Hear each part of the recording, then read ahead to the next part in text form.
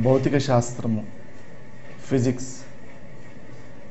ఈ భౌతిక శాస్త్రం అనే పదానికి గ్రీకు భాషలో అర్థం ప్రకృతి. భౌతిక శాస్త్రము, ఫిజిక్స్ ఈ పదానికి గ్రీకు భాషలో అర్థం ప్రకృతి.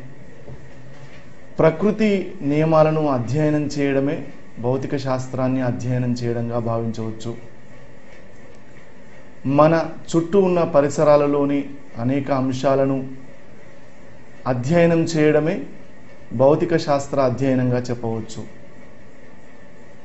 మన చుట్టూ అనేక అంశాలు ఉంటాయి. ఆ అంశాలను వివరించే క్రమంలో మనం మొట్టమొదట కొలతలు అనే అంశం గురించి తెలుసుకోవాల్సి ఉంటుంది.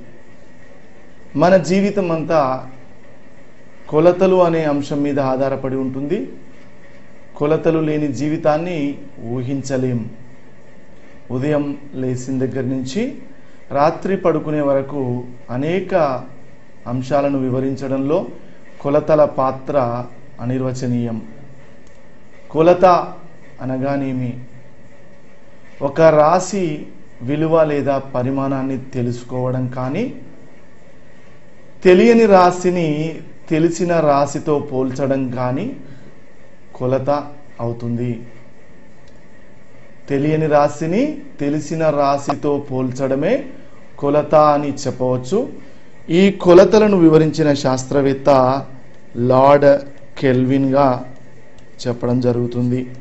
కొలతలను వివరించిన శాస్త్రవేత్త లార్డ్ కెల్విన్. మరి ఈ కొలతలు అనే అంశంలో మనం ఏం కొలవాల్సి ఉంటుంది? ప్రధానంగా భౌతిక శాస్త్రంలో అనేక రాసులు ఉంటాయి. వాటిని భౌతిక రాసులు అని అంటాం. భౌతిక రాసులు, కొలవడానికి వీలైనటువంటి రాసులను భౌతిక రాసులు అంటారు. ఈ భౌతిక రాసులు ప్రధానంగా రెండు రకాలుగా ఉంటాయి. ఒకటి మూలరాశులు, రెండు ఉత్పన్న రాశులు. భౌతిక రాశులు రెండు రకాలుగా వర్గీకరించవచ్చు. ఒకటి మూలరాశులు, రెండు ఉత్పన్న రాశులు. మూలరాశులు అనగానేమి? మూలరాశులు అంటే ఏ రాశుల మీద ఆధారపడని స్వతంత్ర రాశులనే మూలరాశులు అని అంటారు. మూలరాశుల మీద ఆధారపడి ఉన్న రాశులను ఉత్పన్న రాశులు అంటారు. భౌతిక రాశులు రెండు రకాలు. ఒకటి మూలరాశులు, రెండు ఉత్పన్న రాశులు. భౌతిక రాశులు అనగా నిర్వచించడానికి వీలయ్యేటువంటి రాశులు. మరి ఇందులోని మొదటి అంశం మూలరాశులు. మూలరాశులని వేటినంటారు? ఏ రాశుల సహాయం అవసరం లేకుండా వివరించగలిగే రాశులను మూలరాశులు అని అంటారు. మూలరాశుల మీద ఆధారపడి వివరించగలిగే రాశులను ఉత్పన్న రాశులు అంటారు. సో భౌతిక రాశులు రెండు రకాలు. మూలరాశులు ఒకటి, రెండు ఉత్పన్న రాశులు. మూలరాశులు స్వతంత్ర రాశులు అవుతాయి, ఉత్పన్న రాశులు అస్వతంత్ర రాశులు అవుతాయి. ఎందుకనగా ఇప్పుడు చెప్పుకున్నాం, మూలరాశులను వివరించడానికి వేరే రాశుల సహాయం అవసరం లేదు అనుకున్నాం. అందుకే ఇవి స్వతంత్ర రాశులు. మరి ఉత్పన్న రాశులను నిర్వచించడానికి మూలరాశుల సహాయం అవసరం ఉంటుంది. మరి భౌతిక శాస్త్రంలో ఉండే అనేక రాశులలో ఏవి మూలరాశులని అంటాం, వేటిని ఉత్పన్న రాశులు అని అంటాం? మూలరాశులు మూడు మూలరాశులు. ఒకటి మూలరాశులు, మూడింటిని మూలరాశులుగా పేర్కొనడమైనది. ఒకటి పొడవు, రెండు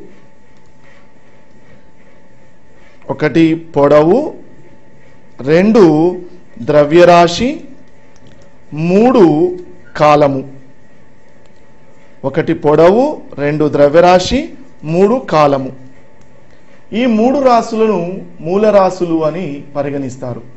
వేటిని మూలరాశులు అని అంటారు? పొడవు, ద్రవ్యరాశి, కాలము, ఈ 3 రాశులను మూలరాశులు అని అంటారు. ఈ మూలరాశుల మీద ఆధారపడ్డ అనేక రాశులు, ఉదాహరణకి మనం ఉత్పన్న రాశులలో ఉదాహరణగా వేగాన్ని చెప్పుకోవచ్చు. వేగము ఒక ఉత్పన్న రాశి, అలాగే బలము ఒక ఉత్పన్న రాశి, అలాగే సాంద్రత ఒక ఉత్పన్న రాశి, త్వరణము ఒక ఉత్పన్న రాశి. ఇలా మూలరాశుల మీద ఆధారపడే వేగము, బలము, సాంద్రత, త్వరణము, వీటిని ఉత్పన్న రాశులు అంటారు. ఒక్కసారి మనం 2 రాశుల వివరాలు మరొకసారి తెలుసుకుందాం. మూలరాశులు అనగా స్వతంత్ర రాశులు, ఉత్పన్న రాశులు అనగా అస్వతంత్ర రాశులు. పొడవు, ద్రవ్యరాశి, కాలములను మూలరాశులు అంటారు. వీటి మీద ఆధారపడ్డ వేగము, బలము, సాంద్రత, త్వరణము ఇలాంటి అనేక రాశులను ఉత్పన్న రాశులని అంటారు. నిజంగా భౌతిక శాస్త్రంలో అనేక ఉత్పన్న రాశులు ఉంటాయి. వేగము, బలము, సాంద్రత, త్వరణములు మాత్రమే ఉత్పన్న రాశులు కావు. ఇంకా అనేక రాశులు, ప్రచోదనము లాంటి అనేక రాశులు కూడా ఉత్పన్న రాశులుగానే పరిగణిస్తాం. సో పొడవు, ద్రవ్యరాశి, కాలము మూలరాశులని అన్నాం. వీటి మీద ఆధారపడ్డ వాటినన్నిటినీ ఉత్పన్న రాశులని అన్నాం. కానీ ఆధునిక కాలంలో మరికొన్ని అంశాలను వివరించడానికి అతి అరుదుగా ఉపయోగించే మరి 4 రాశులను కూడా మూలరాశుల జాబితాలో చేర్చడమైనది ఆధునిక కాలంలో. అవి మూలరాశుల జాబితాలో చేర్చిన మరికొన్ని రాశులు, అవి 4. అవి ఉష్ణోగ్రత, మూలరాశుల జాబితాలో చేర్చిన మరొక అదనపు రాశి ఉష్ణోగ్రత. అలాగే తరువాతది విద్యుత్ ప్రవాహ తీవ్రత. విద్యుత్ ప్రవాహ తీవ్రత అనున్నది కూడా మరొక మూలరాశుల జాబితాలో చేర్చబడిన రాశి.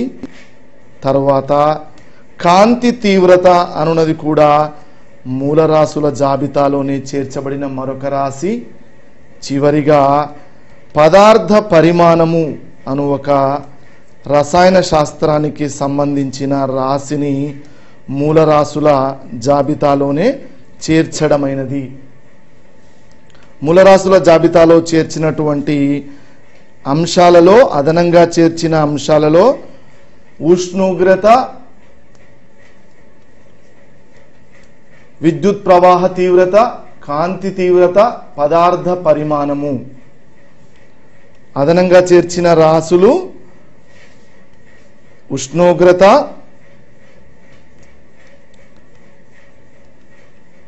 విద్యుత్ ప్రవాహ తీవ్రత, కాంతి తీవ్రత, పదార్థ పరిమాణము.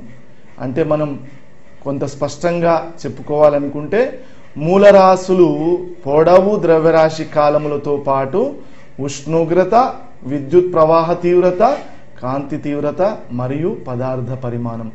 దీని ద్వారా మనం మూలరాశులు 7 అని చెప్పవచ్చు. మిగిలిన రాశులన్నింటినీ ఉత్పన్న రాశులుగానే భావిస్తాం.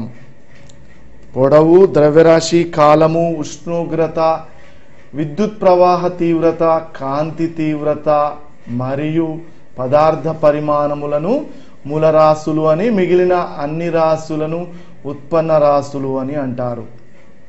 సాధారణంగా భౌతిక శాస్త్రంలో ప్రతి రాశిని వివరించేటప్పుడు రాశితో పాటు ఒక విలువను జోడించాల్సి ఉంటుంది. దానినే ప్రమాణము అంటాం. ప్రమాణం తెలపకుండా రాశిని నిర్వచించడం సాధ్యం కాదు. ఉదాహరణకి మనం ప్రయాణించిన దూరము 50 అంటే అది అర్ధరహితమైనది. దానిని 50 కిలోమీటర్లు అని చెప్పడం ద్వారా అర్థవంతమైన వాక్యంగా చేయవచ్చు. అందుకే ప్రతి భౌతిక రాశిని వర్ణించేటప్పుడు రాశికి ఒక విలువను జోడించాలి, ఒక ప్రమాణాన్ని జోడించాల్సి ఉంటుంది. అనగా మూలరాశులు, ఉత్పన్న రాశులు అన్ని రాశులకు ప్రమాణాలు ఉంటాయి. మరి పొడవు అనే మొదటి మూలరాశిని తీసుకుంటే ఒక్కొక్కరు ఒక్కొక్క ప్రమాణాలు చెబుతారు. ఒకరు పొడవుకు ప్రమాణాలు సెంటీమీటర్లలో చెప్పవచ్చు, మరొకరు మీటర్లలో చెప్పవచ్చు, మరొకరు కిలోమీటర్లలో చెప్పవచ్చు. పొడవును ఎంతో మంది ఎన్నో విధాలుగా వివరించినప్పటికీ చెప్పగలిగినప్పటికీ భౌతిక శాస్త్రంలో వీటి ప్రమాణాలను 3 పద్ధతులను మాత్రమే వివరించడమైనది. ఆ ప్రమాణాలను తెలిపే పద్ధతులు 3. 1 సిజిఎస్ పద్ధతి, 2 ఎంకేఎస్ పద్ధతి, 3 ఎస్ఐ పద్ధతి. ఆధునిక కాలంలో చేర్చబడిన పద్ధతి ఎస్ఐ పద్ధతి. అనగా భౌతిక రాశుల ప్రమాణాలను వివరించే క్రమంలో ఉపయోగించే పద్ధతులు 3. 1 సిజిఎస్ పద్ధతి, 2 ఎంకేఎస్ పద్ధతి, 3 ఎస్ఐ పద్ధతి. పురాతన కాలంలో ఎఫ్పిఎస్ పద్ధతిని కూడా వాడేవారు, కానీ ఆధునిక కాలంలో అట్టి పద్ధతిని ఉపయోగించడం లేదు. కావున సిజిఎస్, ఎంకేఎస్, ఎస్ఐ పద్ధతులను భౌతిక రాశుల ప్రమాణాలు వివరించే పద్ధతులుగా పేర్కొనడమైనది. ఈ ఆధునిక కాలంలో అన్ని దేశాల వారు అర్థం చేసుకోగలిగేటువంటి ఒకానొక పద్ధతే ఎస్ఐ పద్ధతి. ఎస్ఐ అనగా సిస్టమ్ ఆఫ్ ఇంటర్నేషనల్స్, అంతర్జాతీయ పద్ధతి. కావున మనం వివరంగా ఆలోచిస్తే ప్రమాణాలను 3 పద్ధతుల్లో తెలుపుతాం: సిజిఎస్, ఎంకేఎస్, ఎస్ఐ. మరి పొడవు, ద్రవ్యరాశి, కాలము మరియు అదనంగా చేర్చిన 4 రాశుల ప్రమాణాలు సిజిఎస్, ఎంకేఎస్, ఎస్ఐ పద్ధతులలో గనక మనం గమనిస్తే, నెంబర్ 1 పొడవుకి సిజిఎస్ లో ప్రమాణాలు. ఫస్ట్ పొడవు అంటాం. పొడవుకి సిజిఎస్ లో ప్రమాణాలు సెంటీమీటర్లు, ఎంకేఎస్ లో ప్రమాణాలు మీటర్లుగా చెప్పవచ్చు. అలాగే ఎస్ఐ పద్ధతిలో కూడా మీటర్లుగా కానీ పేర్కోవచ్చు. సో పొడవు అనే మొదటి మూల రాశికి సిజిఎస్ పద్ధతిలో సెంటీమీటర్లు, ఎంకేఎస్ పద్ధతిలో మీటర్లు, ఎస్ఐ పద్ధతిలో కూడా మీటర్లు. అదే ద్రవ్యరాశిని తీసుకుంటే ద్రవ్యరాశికి సిజిఎస్ పద్ధతిలో గ్రాములు, ఎంకేఎస్ పద్ధతిలో కిలోగ్రాములు మరియు ఎస్ఐ పద్ధతిలో కూడా కిలోగ్రాములే. తర్వాత 3వ పద్ధతిని ఆలోచిస్తే, 3వ పద్ధతిలో ఎస్ఐ కిలోగ్రాములు అన్న 3వ రాశి కాలము. కాలము అను రాశికి మరి ప్రమాణాలను ఆలోచిస్తే, కాలము అను రాశికి ప్రమాణాలు సిజిఎస్ లో సెకనులు, ఎంకేఎస్ లో సెకనులు, అలాగే ఎస్ఐ పద్ధతిలో కూడా సెకనులే. సో మొదటి ముఖ్యమైన మూలరాశుల ప్రమాణాలు పొడవు సిజిఎస్ సెంటీమీటర్లు, ఎంకేఎస్ మీటర్లు, ఎస్ఐలో కూడా మీటర్లే. ద్రవ్యరాశినకు ప్రమాణము సిజిఎస్ లో గ్రాములు, ఎంకేఎస్ లో కిలోగ్రాములు, ఎస్ఐ పద్ధతిలో కూడా కిలోగ్రాములే. కాలానికి అన్ని పద్ధతుల్లో ఒకే ప్రమాణము ఉంది, సెకను అంటాం. మరి మిగిలిన రాసులన్నింటికి 4 అదనపు రాసులకు సిజిఎస్, ఎంకేఎస్ పద్ధతులలో ప్రమాణాలు లేవు. కేవలం ఎస్ఐ పద్ధతులలో మాత్రమే ప్రమాణాలు ఉన్నాయి.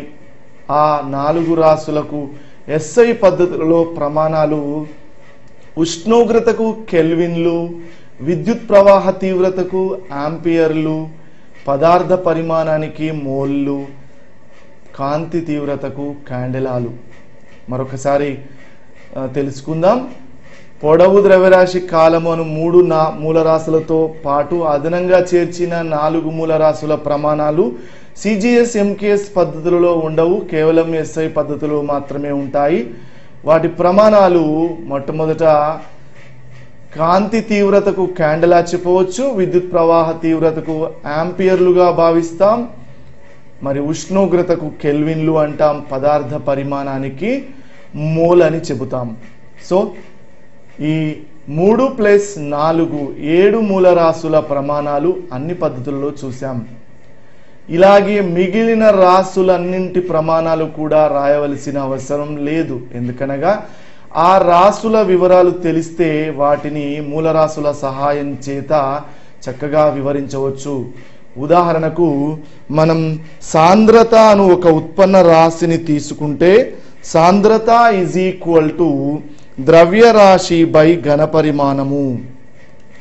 సాంద్రతకు ప్రమాణాలు, సాంద్రత అను ఒక రాశి ప్రమాణాలు చెప్పేటప్పుడు సాంద్రత ప్రమాణాలు కొన్ని మూలరాశుల మీద ఆధారపడి ఉంటుంది కాబట్టి ఆ సూత్రాన్ని రాసి ద్రవ్యరాశి బై ఘనపరిమాణము అంటాం. సాధారణంగా మనకు తెలిసినటువంటి ద్రవ్యరాశి ప్రమాణం CGSలో గ్రామ్ అని అంటాం. ఘనపరిమాణాన్ని మ్యాథమెటిక్స్లో పొడవు ఇంటూ వెడల్పు ఇంటూ ఎత్తు అంటాం. అనగా సాధారణంగా ఈ యొక్క సాంద్రతకు ప్రమాణాలు రాసేటప్పుడు గ్రాములు అని రాసి ద్రవ్యరాశికి ఈ పొడవు వెడల్పు ఎత్తు మూడు రాసుల ప్రమాణాలు కూడా పొడవు యొక్క ప్రమాణాలనే తీసుకొనడం జరుగుతుంది. అంటే పొడవు ప్రమాణము, వెడల్పు ప్రమాణము, ఎత్తు ప్రమాణాలు మూడింటి ప్రమాణాలు కూడా పొడవు యొక్క ప్రమాణాలుగానే తీసుకుంటాం. ఇక్కడ వాటిని ప్రతిక్షేపించగా పొడవుకు CGSలో ప్రమాణము. ఎందుకు పొడవుకు CGSలో ప్రమాణం తీసుకోవాలి? పైన తెలిపిన ద్రవ్యరాశి యొక్క CGS ప్రమాణం గ్రామ్ రాశాం కాబట్టి ఘనపరిమాణంలో రాసేటప్పుడు కూడా పొడవు ద్రవ్యరాశి సెంటీమీటర్లుగాను అలాగే వెడల్పు ప్రమాణాన్ని కూడా సెంటీమీటర్లుగాను ఎత్తు ప్రమాణాన్ని కూడా సెంటీమీటర్లుగానే తీసుకున్నాం. అనగా సాంద్రత ప్రమాణము గ్రామ్ పర్ ఘనపు సెంటీమీటరుగా చెబుతాం. గ్రామ్ పర్ cc లేదా గ్రామ్ పర్ ఘనపు సెంటీమీటరు. ఇది CGS పద్ధతిలో తీసుకున్నప్పుడు. అలాగే MKSలో పద్ధతిలో రాయగలిగినప్పుడు మనకు తెలుసు ద్రవ్యరాశి యొక్క MKS ప్రమాణము కిలోగ్రాములు అని. అలాగే పొడవు వెడల్పు ఎత్తుల ప్రమాణాలు ఈ యొక్క MKS పద్ధతిలో మీటర్లుగా చెబుతాం కాబట్టి కిలోగ్రామ్ పర్ ఘనపు మీటర్ లేదా కిలోగ్రామ్ పర్ క్యూబిక్ మీటర్ అనిగా చెబుతాం. సో ఒక ఉత్పన్న రాశి ప్రమాణాన్ని వివరించడానికి ప్రయత్నం చేశాం. సాంద్రత అనే ఉత్పన్న రాశి ప్రమాణాలు రాసేటప్పుడు దాని యొక్క నిర్వచనం మీద ఆధారపడి రాస్తాం. ద్రవ్యరాశి బై ఘనపరిమాణము that is equal to gram పై ద్రవ్యరాశి గ్రామ్ ప్రమాణాలు, ఘనపరిమాణాన్ని పొడవు ఇంటూ వెడల్పు ఇంటూ ఎత్తు అంటాం కాబట్టి గ్రామ్ పర్ ఘనపు సెంటీమీటరు లేదా గ్రామ్ పర్ ఘనపు కిలోగ్రామ్ పర్ ఘనపు మీటర్గా చెబుతాం. క్యూబిక్ మీటర్ అన్నా ఘనపు మీటర్లు అన్నా ఒకటే. సో గ్రామ్ పర్ ఘనపు సెంటీమీటర్ CGSలో ప్రమాణము, కిలోగ్రామ్ పర్ క్యూబిక్ మీటర్ అన్నది MKSలో ప్రమాణము. అలాగే SI పద్ధతిలో కూడా ద్రవ్యరాశి ప్రమాణము కిలోగ్రామ్ మరియు ఈ యొక్క పొడవు వెడల్పుల ఎత్తుల ప్రమాణాలు కూడా మీటరే కాబట్టి MKS పద్ధతిలో SI పద్ధతిలో కూడా కిలోగ్రామ్ పర్ ఘనపు మీటరే అవుతుంది. ఈ విధంగా మనం భౌతిక శాస్త్రంలో ఉన్న అనేక రాసుల ప్రమాణాలను వాటి యొక్క బేసిక్ నిర్వచనాల ఆధారంగా ప్రమాణాలను రాయడం సులువుగా రాయవచ్చు. సో ఈ విధంగా అన్ని రాసుల ప్రమాణాలను రాయడానికి మూల రాసుల ప్రమాణాలను ఆధారంగా చేసుకోవడమైనది. వాటి మీద ఆధారపడి ఉత్పన్న రాసుల ప్రమాణాలను వివరించడం జరుగుతుంది. మరి అన్ని రాసుల గురించి వివరాలు తెలుసుకోవడం కన్నా కొన్ని మూల రాసుల వివరాలను తెలుసుకోవడం ద్వారా అనేక అంశాలను మనం చక్కగా అర్థం చేసుకోగలుగుతాం, అలాగే వివరించగలుగుతాం. ఇందులో భాగంగా పొడవు, ద్రవ్యరాశి, కాలములను మాత్రమే అతి ముఖ్యమైనటువంటి మూలరాశులుగా పరిగణిస్తాం, ఎక్కువగా ఉపయోగించేటువంటి మూలరాశులు కాబట్టి. మరి అదనంగా చేర్చిన 4 రాశులు అరుదుగా ఉపయోగించబడేటువంటివి కాబట్టి మొట్టమొదటిగా పొడవు అనే మూలరాశి గురించి కొద్దిగా వివరించుకుందాం. పొడవు ప్రమాణాలు ఇప్పుడే తెలుసుకున్నాం. మరి పొడవును కొలిచేటువంటి పరికరాలు ఏమిటి? పొడవును కొలవడానికి అనేక పరికరాలు ఉంటాయి. ఇందులో భాగంగా మొట్టమొదట సాధారణంగా ఉపయోగించే ఒకానొక పరికరము స్కేలు అని అంటాం. పొడవుకు సాధారణంగా ఉపయోగించే పరికరము స్కేలు. ప్రయోగశాలలో ఉపయోగించే పరికరము వెర్నియర్ క్యాలిపర్స్. అలాగే మరొక సున్నితమైన పరికరము screw gauge. So scale, vernier caliper, screw gauge అను 3 పరికరాలను పొడవు కొలవడానికి ఉపయోగించేటువంటి పరికరాలుగా పరిగణిస్తాం. మరికొన్ని పరికరాలు కూడా మన నిత్య జీవితంలో వాడుతూ ఉంటాం. అవే టేపు, సర్వే గొలుసు, త్రిభుజీకరణ పద్ధతి లాంటివి కూడా మనం పొడవును కొలవడానికి ఉపయోగించే పరికరాలు లేదా పద్ధతులుగా ఉపయోగిస్తాం. ఇందులో అతి ముఖ్యమైనటువంటివి స్కేలు, వెర్నియర్ కాలిపర్స్, స్క్రూ గేజులుగా భావించవచ్చు. ఈ 3 కూడా పొడవును కొలిచే పరికరాలు. మరి ప్రతి పరికరం కూడా ఖచ్చితంగా కొలవగలిగేటువంటి అతి తక్కువ కొలత ఉంటుంది. అంతకంటే తక్కువగా కొలవలేదు. అలాంటి కొలతలను మనం కనీసపు కొలత అంటాం. కనీసపు కొలత అనగా ఒక పరికరాన్ని ఉపయోగించి కొలవగలిగే అతి తక్కువ కొలతనే కనీస కొలత అని అంటారు. కనీసపు కొలత లేదా కనీస కొలత, ఎల్సి, లీస్ట్ కౌంట్. అంటే ఏ పరికరాన్ని ఉపయోగించైనా మనం అతి తక్కువగా ఎంత కొలవగలగమో అలాంటి కొలతను కనీసపు కొలత అని అంటాం. ఎందుకు చెప్పుకోవాల్సి ఉంటుంది అంటే స్కేలు యొక్క సాధారణ స్కేలు యొక్క కనీసపు కొలత 1 మిల్లీమీటర్గా చెబుతాం. మరి వెర్నియర్ కాలిపర్స్ యొక్క కనీసపు కొలతని 0.1 మిల్లీమీటర్గా చెబుతాం. స్క్రూ గేజ్ యొక్క కనీసపు కొలతని 0.01 మిల్లీమీటర్గా చెబుతాం. స్కేలు కనీసపు కొలత 1 మిల్లీమీటర్ అనగా స్కేలు 1 మిల్లీమీటర్ కంటే తక్కువ విలువను ఖచ్చితంగా కొలవలేదు అని అర్థం. మరి స్కేలు కొలవలేని సందర్భంలో ఇంకా తక్కువ పొడవులను, అందుకే మనం 0.1 మిల్లీమీటర్ అనగా 1 మిల్లీమీటర్ను 10 సమాన భాగాలుగా చేసినప్పుడు అలాంటి 10 సమాన భాగాలలోని ఒక అతి చిన్న భాగాన్ని కూడా వెర్నియర్ కాలిపర్స్ కొలవగలదు. అలాంటి సున్నితమైన పరికరమే వెర్నియర్ కాలిపర్స్. మరి ఇంకా తక్కువ పొడవులను అనగా 1 మిల్లీమీటర్ను 100 భాగాలుగా చేసినప్పుడు, 100 సమాన భాగాలుగా చేసినప్పుడు అలాంటి 100 సమాన భాగాలలోని ఒక చిన్న భాగాన్ని ఖచ్చితంగా కొలవగలిగే సున్నితమైన పరికరమే స్క్రూ గేజిగా చెప్పాం. అందుకే స్కేలు కనీసపు కొలత 1 మిల్లీమీటర్ గాను, వెర్నియర్ కాలిపర్స్ కనీసపు కొలత 0.1 మిల్లీమీటర్ గాను, స్క్రూ గేజ్ కనీసపు కొలతను 0.01 మిల్లీమీటర్ గాను చెప్పడం జరిగింది. ఈ కనీసపు కొలతను సెంటీమీటర్లో కూడా చెప్పవచ్చు. మనకు తెలిసినటువంటి వాటి అర్థాలు ఒకసారి గనక గమనిస్తే 1 కిలోమీటర్ 1000 మీటర్లకు సమానము. తెలిసినటువంటి అంశాలు 2, 1 మీటరు 100 సెంటీమీటర్లకు సమానము. 3, 1 సెంటీమీటరు 10 మిల్లీమీటర్లకు సమానము. ఈ విధంగా పెద్ద విలువల నుండి చిన్న విలువలుగా మార్చేటప్పుడు ఇలాంటి అంశాలను సహాయంగా తీసుకుంటాం. కిలోమీటర్ని మీటర్లోకి మార్చాలి అంటే 1000, 1 మీటర్ని సెంటీమీటర్లోకి మార్చాలనగా 100, సెంటీమీటర్ని మిల్లీమీటర్లోకి మార్చడానికి 10. ఈ 1 మిల్లీమీటర్ అను స్కేల్ కనీసపు కొలతను మనం సెంటీమీటర్లో కూడా చెప్పవచ్చు. దాన్నే 1 మిల్లీమీటరు లేదా సెంటీమీటర్లో చెప్పినప్పుడు 0.1 సెంటీమీటర్గా భావిస్తాం. అదే వెర్నియర్ కాలిపర్స్కు 0.01 సెంటీమీటర్, అదే స్క్రూ గేజ్కి 0.001 సెంటీమీటర్. పైన తెలిపినది మిల్లీమీటర్లలోను, కింద తెలిపినది సెంటీమీటర్లో మాత్రమే వివరిస్తున్నాం. కానీ సాధారణంగా సాధారణ స్కేలు కనీసపు కొలత అన్నటువంటి ప్రశ్నలు సాధారణంగా వస్తూ ఉంటాయి. దాని విలువ 1 మిల్లీమీటరు. అలాగే 2 పరికరాలు వెర్నియర్ కాలిపర్, స్క్రూ గేజీల కనీసపు కొలతలు వరుసగా 0.1 మిల్లీమీటర్ మరియు 0.01 మిల్లీమీటర్లుగా చెబుతూ ఉంటాం. సో పొడవును కొలిచే పరికరాలు స్కేలు, వెర్నియర్ కాలిపర్, స్క్రూ గేజీలతో పాటు నిత్య జీవితంలో వాడేటువంటి సర్వే గొలుసు, త్రిభుజీకరణ పద్ధతి మరియు టేప్ లాంటివి కూడా చూస్తూ ఉంటాం. కానీ మనం ఇక్కడ వివరించుకునేవి స్కేలు, వెర్నియర్ కాలిపర్, స్క్రూ గేజీలు. ఇందులో మనం సాధారణ స్కేల్ గురించినటువంటి అంశాలు మనకు తెలిసే ఉంటాయి. కానీ వెర్నియర్ కాలిపర్, స్క్రూ గేజీలు అనే 2 అంశాలు